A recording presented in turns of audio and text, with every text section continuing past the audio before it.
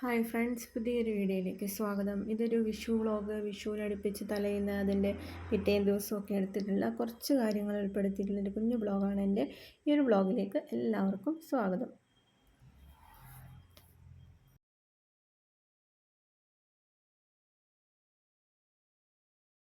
വിഷുവിൻ്റെ ഒരു സവിശേഷതകളിലൊന്നാണ് വിഷുക്കണി ഒരുക്കുക എന്നുള്ളത്.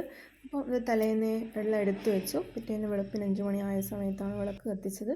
അപ്പം കണി വെക്കുന്നതിനെ കുറിച്ചൊക്കെ എല്ലാ മലയാളികൾക്കും അറിയാവുന്നൊരു കാര്യമാണ്. ഇതിനകത്തൊന്നും കൂടുതൽ എക്സ്പ്ലനേഷൻ ഒന്നുമില്ല.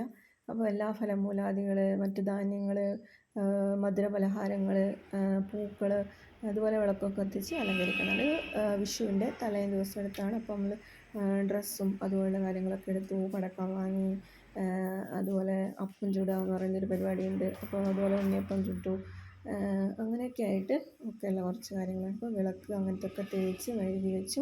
ഇത് നമ്മൾ കണി വെക്കുന്ന സമയത്ത് ഗുരുവായൂരപ്പനല്ലേ കൃഷ്ണന് വെക്കുന്നതാണ് മഞ്ചാടി എന്ന് പറയുന്നത്.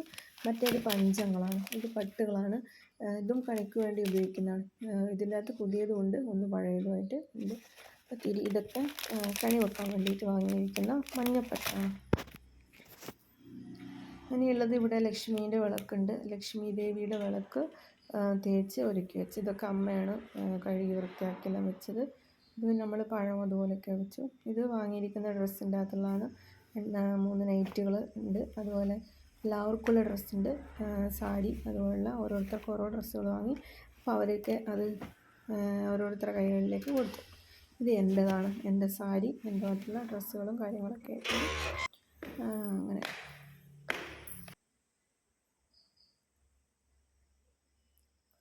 അപ്പോൾ ഒരു കുഞ്ഞു വീഡിയോ ആണ്. അപ്പോൾ വീഡിയോ ഇഷ്ടപ്പെട്ടാൽ ലൈക്ക് ചെയ്യാം, സബ്സ്ക്രൈബ് ചെയ്യാം, ഷെയർ ചെയ്ത്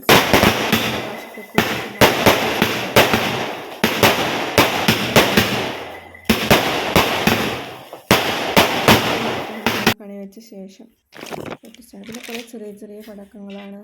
കമ്പിത്തിരി, പൂക്കുറ്റി, കളിച്ചക്രം പോലുള്ള മറ്റുള്ള കുറച്ച് പടക്കങ്ങളൊക്കെയാണിത്. ഇതെന്തെന്നപ്പം മുട്ടയ്യ. അടുത്ത് നമ്മൾ അപ്പം ചുടാനുള്ള പരിപാടിയാണ്. പിന്നെ അതുപോലെ മട്ടൻ, നെയ്ച്ചോറ്, അങ്ങനെയൊക്കെയുള്ള സംഭവങ്ങളൊക്കെ ആക്കി വെച്ചു. അപ്പോൾ സാധാരണ എല്ലാവരും ആഘോഷിക്കുന്ന പോലെയാണ്. പിന്നെ ഇതിനകത്ത് പൂക്കൾ കുറച്ച് കൊണ്ടുവന്നിട്ടുണ്ട്. പൂക്കൾ അത് മുറ്റത്തുണ്ടായിട്ടില്ല, മുല്ലപ്പൂവാണ്. അപ്പോൾ എന്തൊക്കെയായാലും വീഡിയോ ഇഷ്ടപ്പെട്ടാൽ എല്ലാവരും ഒന്ന് സബ്സ്ക്രൈബ് ചെയ്ത് സപ്പോർട്ട് ചെയ്യണം.